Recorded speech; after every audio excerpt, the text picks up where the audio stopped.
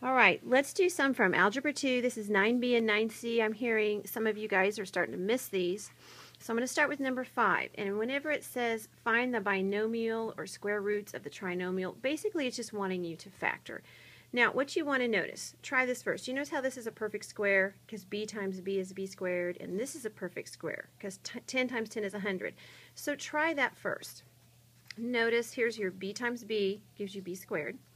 And 10 times 10 is 100, and you know both the signs are going to be positive. One, that's because it's a positive 20, and I knew the signs had to be the same. Now watch this. Do you see how this gives you 10b and this gives you 10b, which gives you 20b? So that's it. So try that first. You could write this as b plus 10 squared. Same thing. You can write it either way. I won't count it wrong, but probably when you look in your answer key, it's going to look like that. Okay, so look at number 6. This is the same thing. 1 is a perfect square. 1 times 1 is 1. So try that one first. X times x is x squared. Since my sign is minus here, just go ahead and make them both minus. 1 times 1 is 1. And try it. Do you get this middle term? Look at here. There's negative 1x minus 1x. That does give you negative 2x. So that's it. You just factored. So that is called a binomial square because a binomial means two terms and it is squared. So if you'll notice, that happens over and over again. Look at number 8. I'm just trying to do a lot of these real quick for you. Again, that's a perfect square. 12 times 12 is 144. Now this won't work all the time, but I would definitely try that first. Think about 12 times 12 is 144. 12 plus 12 is 24. So I mean that tells you that has to be it. So this is your answer right there. So again, you can write it like that, or you can write it as r plus 12 squared. Same difference. Okay, so you'll notice all of those are like that. Okay, just a minute. Let me turn the page here. Okay, I'm going to do number 9. Number 9 says this, x minus 10 cubed. Okay, remember, this is number 9 here. That means x minus 10 times x minus 10 squared. And we learned a little trick on how to do this. So let me go ahead and I'm going to write this one again, x minus 10. I'm just going to write that again. What does x minus 10 squared mean? Okay, you can either do this two ways. You can think that means this, x minus 10 times x minus 10. I mean, that's basically what that means, cubed. And then you can FOIL all this out. But I'm going to go ahead and rewrite this again. There's a little trick for doing this part. Remember, x squared is x squared.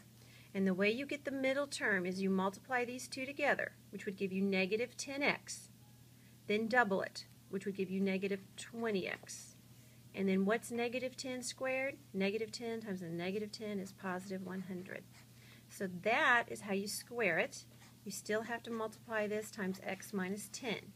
So you're going to take this little x and you're going to multiply it times everything over here. So you're going to say x times x squared. You're going to say x times negative 20x. Basically, you're giving all of these another x. And then that's going to give me 100x.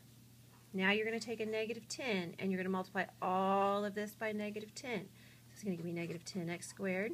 Be careful on your sign. A negative 10 and a negative 20x is going to give you a positive 200x. And a negative 10 times 100 is a negative 1,000. If you don't like to multiply all this out, then get your calculator. Okay, add like terms. There's an x squared and there's an x squared. That's going to give me what? Negative 30x squared. Here's a boring x, and here's another boring x. When you combine those, you get what? 300x minus 1,000. You're going to do this over and over again for all of these problems. I'll do one more like this, and then you guys can try them again and see if you do better. I just lost my little note of some more that people wanted to see. Let's do number 10. I see that this one's just a little bit different, just because we have a coefficient of 2 right there. But you're still going to start this the same way. And it doesn't matter if you do what you do first. But let's go ahead and square that. Okay. So what do you get when you square that? Remember, 2x times 2x. That's what it means to square it. That would give you 4x squared. How do you get the middle term? Multiply these two together. 2x times 1 is 2x. Double it. So that's going to give me 4x. And then 1 times 1, because you're going to square it, is 1. Okay, so this right here is what I got from that. you still have to multiply that times 2x plus 1. That's the joy of cubing something. It's not hard, just a lot of work. Okay, so you're going to take 2x, you're going to multiply it times everything over here. So think about this. 2x squared times 4x to the second is 8x to the third. This is going to give me what? 8x squared.